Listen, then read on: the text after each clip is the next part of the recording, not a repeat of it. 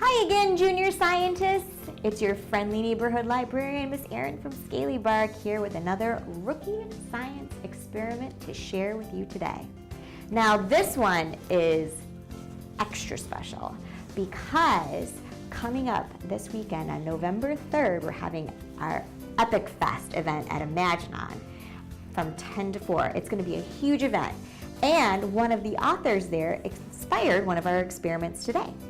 I don't know about you, but I love Frank Einstein. He is one of my favorite book characters ever, and he is known for creating some really cool robots. What better way to celebrate Frank Einstein by John Cheska than by creating our very own toothbrush robot? How's that sound? Exciting? I know, I'm so excited. All you need to create your very own mini robot is a toothbrush, some sticky stuff like double-sided tape or foam pieces, a mini page motor, and a coin cell battery. First, you're going to want to take your toothbrush and make sure you grab a grown-up for this part, okay, my friends? Because you're going to need some sharp scissors to cut off the head of your toothbrush. So all you want is that.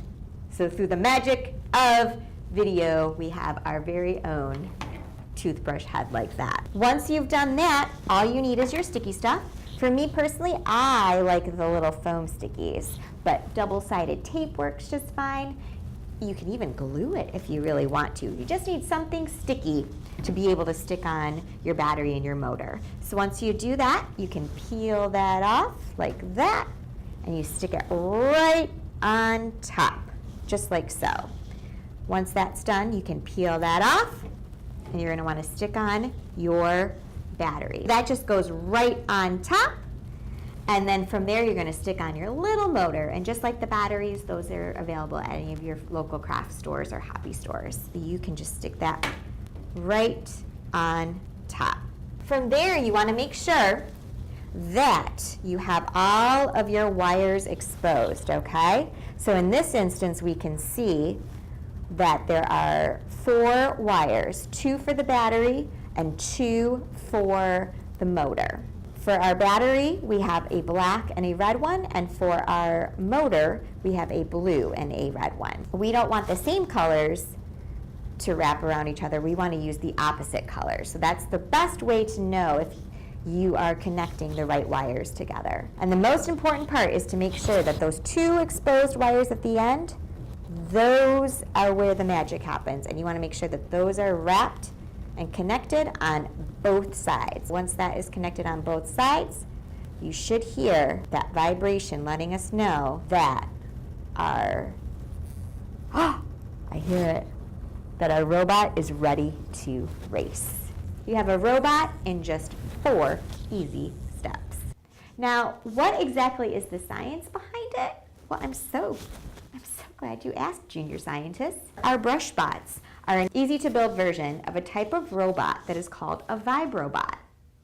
I know, isn't that a cool word? Vibrobot. This just means that it's powered by a vibrating motion, okay? So a really great example of this is when a cell phone rings, but it's on vibrate, and it makes that noise. That is a vibrobot. And that happens because they have a tiny motor inside that has spinning weights on it, okay? When these weights spin very, very, very, very, very, very fast, it causes the whole device to vibrate. So that same science applies to our brushbot robot or our toothbrush robots. By putting one of these motors, one of these little bitty baby motors on a small battery like that, on top of a toothbrush head, you have created your very own toothbrush robot. Once you've created your robot, you can have races with your friends, you can decorate them, and you'll have a robot forever, or at least until the battery lasts. Well, that is all that we have for today with our toothbrush robot. So make sure to have lots of fun creating it, and make sure to stop by EpicFest on November 3rd at ImaginOn from 10 to 4 to meet some of your favorite authors. Thanks so much, you guys. We'll see you next month with another fun and exciting rookie science experiment. Keep learning, junior scientists.